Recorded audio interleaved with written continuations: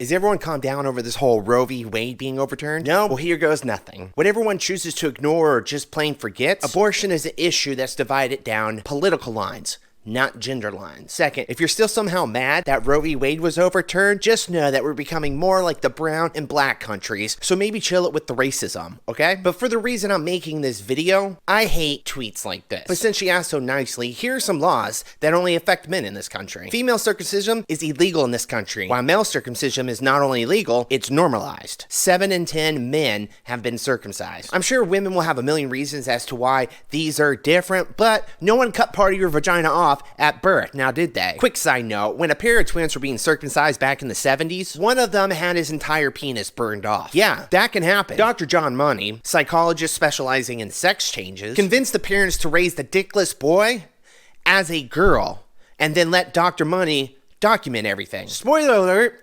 things didn't go well. This begs the question, why do we as a civilized society allow this to continue to happen instead of just letting men decide as an adult if they want to be circumcised? When an emergency is happening, what do we say? Is it men first? It's men first, right? Sacrificing women and children during an emergency has never been part of our culture. It's always women and children first.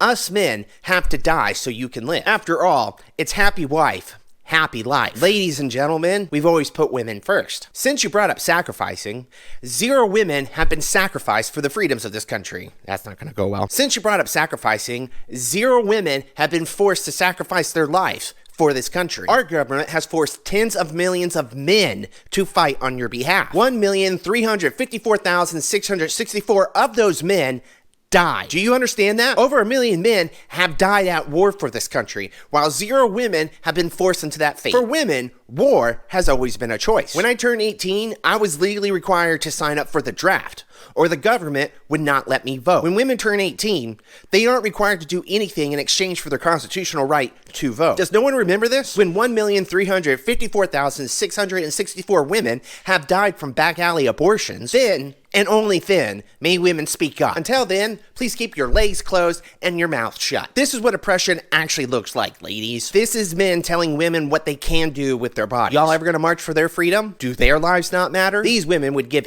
anything to trade lives with you ungrateful butt munches. The actual insult I want to use is banned from YouTube, so I have to settle for a tame insult. Another quick side note, the reason why Islamic women wear headscarves and burqas is because it's their religious duty not to tempt men. It's the woman's job to avoid a man's sexual desires. If a woman doesn't cover herself and then a man rapes her, the Quran says it's the woman's fault. That's what real rape culture looks like. Women in the West don't have a clue what oppression actually is. Did you know Islam is anti-abortion? Islam also happens to be the fastest growing religion. On top of that, Hispanics are the fastest growing group in America. And you know what they hate? Abortion. At the end of the day, if we're equals, ladies, then why do we get to make laws about your bodies? While y'all have made 0 laws about our bodies. Checkmate, femtards.